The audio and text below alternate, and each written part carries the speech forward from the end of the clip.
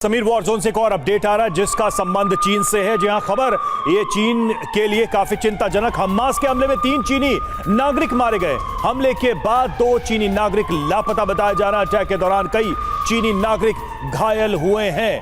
तो देखिए, अलग अलग देशों के नागरिक भी हताहत हुए हैं। अब तक के इस हमले में, इस अटैक में जो जानकारी मिल रही है चीन के नागरिकों से जुड़ी हुई, तो ये बताया जा रहा है कि इसमें 3 चीनी नागरिक मारे गए हैं हमास के हमले में और 2 चीनी नागरिक लापता हैं। और इस वक्त हमारे साथ सीधे ग्राउंड जीरो से जुड़ रहे हैं मनीष झा, जो कि लेबनान बॉर्डर से जुड़ रहे हैं और लेबनान भी लगातार एक्टिव हो गया है। अब आगे की क्या रणनीति होगी, इस वक्त क्या तस्वीरें आ रही हैं, सीधे मनीष झा का रुख करेंगे। इस वक्त हमारे साथ हैं मनीष, आप तस्वीरें भी दिखाइए और साथ ही बताइए, क्योंकि अमेरिका के विदेश मंत्री जो हैं वो पहुंच चुके हैं इजराइल की धरती पर। अब आगे क्या रुख होगा रणनीतिक स्तर पर, आप इस वक्त तस्वीरें दिखाइए वहां से जहां आप हैं। बिल्कुल, देखिए हम तस्वीरें भी दिखाएंगे और साथ में आपको एक अपडेट दे दूं, जो एक बड़ी खबर है। गाजा में जो सिविलियन हैं, जो लाखों की संख्या में सिविलियन हैं, उनको बाहर निकालने का एक प्लान बन रहा है और वो प्लान के तहत अमेरिका और इजराइल इजिप्ट से बात कर रहे हैं। देखिए, गाजा पट्टी की लोकेशन को अगर आप देखेंगे तो गाजा पट्टी से निकलने के 2 रास्ते हैं। एक रास्ता इजराइल होकर है, दूसरा रास्ता इजिप्ट होकर है। इजराइल होकर गाजा पट्टी के लोगों को निकलने नहीं दिया जा सकता है, क्योंकि पहले जब ऐसा हुआ था तो उस वक्त हमले हुए थे। वहीं दूसरी तरफ अब इजराइल की तरफ से कोशिश की जा रही है कि इजिप्ट को मनाने की, यानी कि जो इजिप्ट वाला क्रॉसिंग है, गाजा पट्टी से इजिप्ट से होकर जो निकलने का रास्ता है, वहां से सिविलियन को निकाला जाए, क्योंकि इजराइल पर भी दबाव है और पूरी दुनिया में चर्चा हो रही है कि सिविलियन को टारगेट ना किया जाए।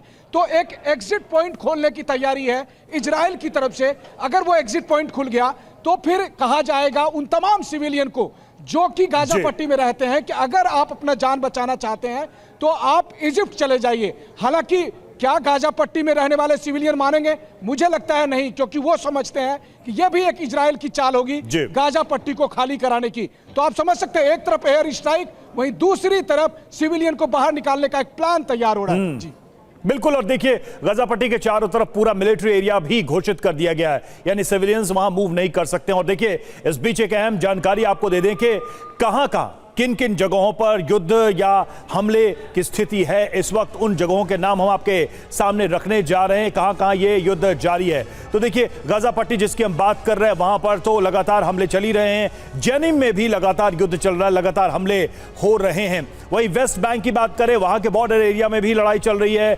यरूशलेम में भी, समीर, इस वक्त तनाव बना हुआ है।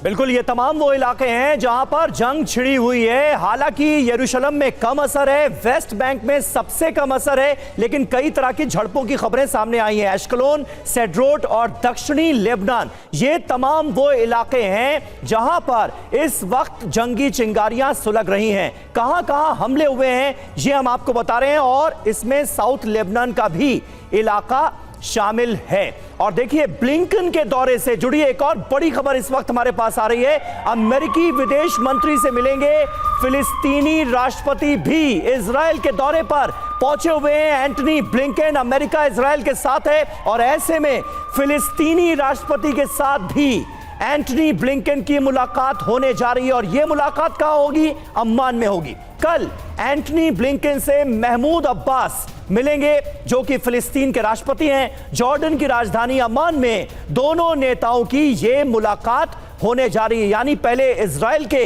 नेतृत्व से मुलाकात और उसके बाद फिलिस्तीन के राष्ट्रपति से मिलेंगे एंटनी ब्लिंकन।